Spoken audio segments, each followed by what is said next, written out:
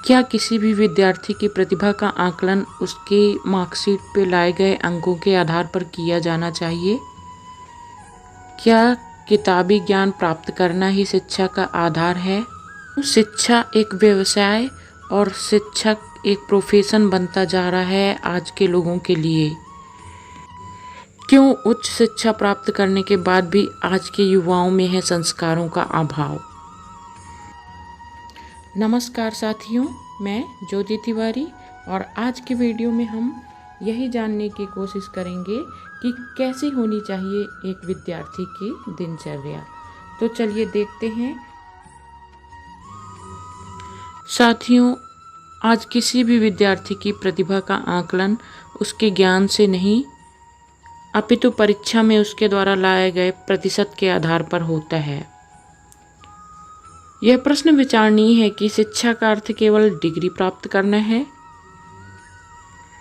आज शिक्षा का उद्देश्य मात्र नौकरी प्राप्त करना रह गया है और उसका मूल उद्देश्य विद्यार्थी लगभग भूलते जा रहे हैं। इसीलिए एक बार उनको यह याद दिलाना आवश्यक है कि आधुनिक विद्यार्थी की दिनचर्या कैसी होनी चाहिए और विद्यार्थी को अपने जीवन में क्या क्या अपनाना चाहिए ताकि वह किताबी ज्ञान के साथ साथ व्यवहारिक ज्ञान भी प्राप्त कर सके। विद्यार्थियों, प्राचीन काल में गुरुकुल शिक्षा प्रणाली थी और राजा और रंक सभी के बालक बालिकाएं आश्रम में जाके प्रकृति के सानिध्य में अपने गुरु से किताबी ज्ञान के साथ साथ व्यवहारिक ज्ञान भी प्राप्त करते थे। वहाँ पर किसी के साथ कोई भेदभाव नहीं होता था और प्रकृति के उदाहरण के माध्यम से, व्यवहारिक ज्ञान के माध्यम से विद्यार्थियों को शिक्षा प्रदान की जाती थी। परंतु आधुनिक शिक्षा पद्धति बहुत बदल चुकी है। आज क्लासरूम के अंदर प्रोजेक्टर के माध्यम से हाई टेक्नोलॉजी के द्वारा विद्यार्थियों को शिक्षा प्रदान की जाती है। फिर भी न जाने ऐसा क्या है जो हमसे छूटता जा रहा है। क्यों आज के विद्यार्थी अपने शिक्षकों और अपने माता पिता गुरुओं का आदर करने से हिचकिचाते हैं? ऐसा क्या है जो हम उन्हें नहीं दे पा रहे हैं? कैसी होनी चाहिए विद्यार्थियों की दिनचर्या ताकि वो किताबी ज्ञान के साथ साथ ज्ञान भी प्राप्त कर सकें? बच्चों, विद्यार्थी का अर्थ केवल इतना ही नहीं है कि वह पढ़कर परीक्षा में अच्छे अंक लाए, बल्कि सच्चे अर्थों में विद्यार्थी का अर्थ होता है जो दी गई शिक्षा को ग्रहण करे, उसे अपने जीवन में उतारे और उसे अपने व्यवहारिक ज्ञान में प्रयोग में लाए। आज की वीडियो में हम जानेंगे कि वे कौन सी आदतें हैं जिनको विद्यार्थियों को अपने जीवन में अपनानी चाहिए जिससे वे एक सफल ज़िंदगी जी सकें, और अभिभावकों को चाहिए कि ये बातें वे अपने बच्चों तक तथा अपने शिष्यों तक अवश्य प्रेषित करें ताकि वे इसका लाभ ले सकें।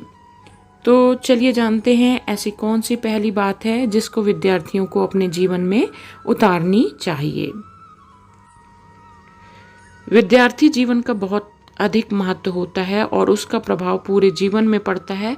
अतः विद्यार्थियों को चाहिए कि वह प्रातः सूर्योदय से पहले उठे, अर्थात ब्रह्म मुहूर्त में विद्यार्थियों को जाग जाना चाहिए।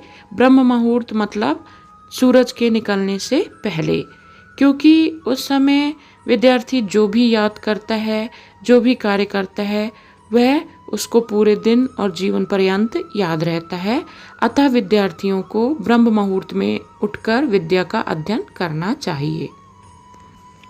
ब्रह्म मुहूर्त में वातावरण एकदम शांत होता है और शास्त्रों में भी विद्या अध्ययन का या किसी भी शुभ कार्य का सबसे अच्छा समय ब्रह्म मुहूर्त को माना गया है। तत्पश्चात विद्यार्थियों को चाहिए कि वह अपने दोनों हाथों की हथेलियों के दर्शन करे और दर्शन करते समय यह श्लोक बोले, ओम कराग्रे बस्ते लक्ष्मी, कर मध्य सरस्वती, कर मूले चा गोविंदा, प्रभाते कुरु दर्शनम। अर्थात मनुष्य के अग्रभाग में लक्ष्मी जी का वास होता है और मध्य भाग में सरस्वती जी का वास होता है और मूल भाग में स्वयं नारायण का वास होता है। अतः विद्यार्थियों को चाहिए कि वह प्रातःकाल उठ के सबसे पहले अपने हथेलियों के दर्शन करें, जिससे उनको लक्ष्मी की प्राप्ति के साथ साथ विद्या की भी प्राप्ति होती है और उन पर नारायण की कृपा बनी रहती है। चलिए देखते हैं कि एक अच्छे विद्यार्थी में और कौन कौन से गुण होने चाहिए। विद्यार्थियों, प्राचीन काल का एक श्लोक है जिसमें विद्यार्थियों के गुणों का वर्णन किया गया है। काक चेष्टा बको ध्यानम स्वान निद्रा तथैव च अल्पहारी गृह त्यागी विद्यार्थी पंच लक्षणम। तो चलिए अब जानते हैं इस श्लोक का भावार्थ। विद्यार्थियों को उस कौवे के समान प्रयत्नशील होना चाहिए जिसे प्यास लगी थी और मटके में पानी नहीं था, तो उसने कंकड़ पत्थर इकट्ठा करके मटके का पानी ऊपर लाता है और अपनी प्यास बुझाता है। अर्थात विद्यार्थी को अपने विद्या अध्ययन हेतु निरंतर प्रयत्नशील रहना चाहिए और उन उपायों को करना चाहिए जिससे उसको विद्या की प्राप्ति हो सके। बको ध्यानम अर्थात विद्यार्थी को बकुले के समान ध्यान वाला होना चाहिए। जिस प्रकार बकुला अपने शिकार के लिए एकाग्र भाव से घंटों खड़ा रहता है, उसी प्रकार विद्यार्थी को भी केवल और केवल अपनी शिक्षा पर ध्यान केंद्रित करना चाहिए। श्वान निद्रा अर्थात विद्यार्थी को एक कुत्ते के समान नींद लेना चाहिए। जिस प्रकार एक कुत्ता हल्की सी आहट पाकर भी उठ जाता है, उसी प्रकार विद्यार्थी को भी हमेशा सचेत रहना चाहिए। अल्पहारी अर्थात कम भोजन ग्रहण करने वाला। यहाँ पर कम भोजन से तात्पर्य है आवश्यकता के अनुसार।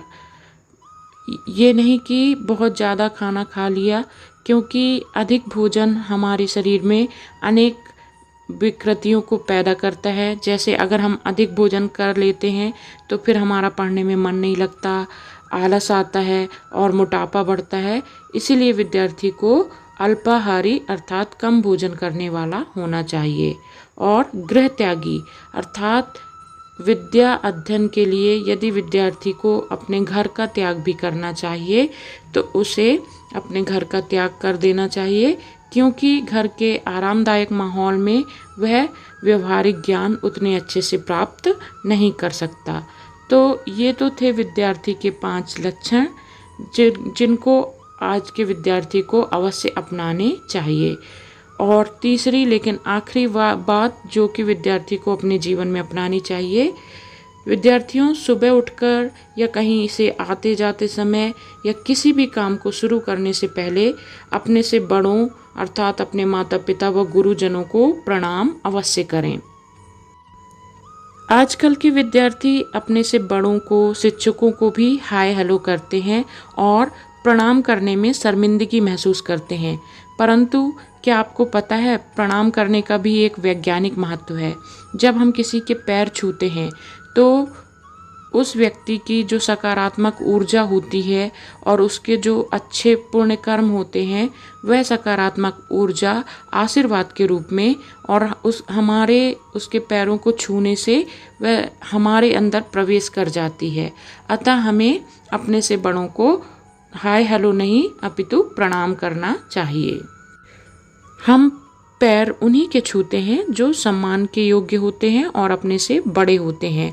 और जब हम किसी को झुक के प्रणाम करते हैं तो इसका एक अर्थ यह भी होता है कि हम उसके ज्ञान को और उसके पुण्य कर्मों को अपनी अगली पीढ़ी तक ले जाने हेतु प्रतिबद्ध होते हैं। और भगवान श्री राम के बारे में कौन नहीं जानता, उनके बारे में यह चौपाई बहुत प्रचलित है। प्रातःकाल उठ के रघुनाथा मातु पिता गुरु नावहि माथा। अर्थात भगवान श्री राम प्रातःकाल में उठ के अपने माता पिता और गुरु को प्रणाम करते थे और उनके पैर छूते थे। और इन्हीं संस्कारों और मर्यादाओं का पालन करने की वजह से आज भगवान श्री राम को भगवान का दर्जा प्राप्त है। तो यदि हम अपने जीवन में किताबी ज्ञान के साथ साथ व्यवहारिक ज्ञान भी लाना चाहते हैं तो हमें इन बातों को अवश्य ही अपनाना चाहिए। अतः सुबह उठकर या कहीं आते जाते समय या किसी भी शुभ कार्य को करने से पहले अपने से बड़ों को प्रणाम अवश्य करें, क्योंकि आपका एक प्रणाम और बड़ों के मुंह से निकला एक आशीर्वाद परिणाम बदल सकता है। विद्यार्थियों को चाहिए कि वे इस वीडियो में बताई गई बातों को अपने जीवन में अपनाएं और किताबी ज्ञान के साथ साथ अपने संस्कारों को भी बनाए रखें। और अभिभावकों से भी मेरा अनुरोध है कि वे इस वीडियो को अधिक से अधिक बच्चों तक प्रेषित करें ताकि वे इसका लाभ ले सकें और इसमें बताई गई बातों को अपने जीवन में अपना सकें। धन्यवाद।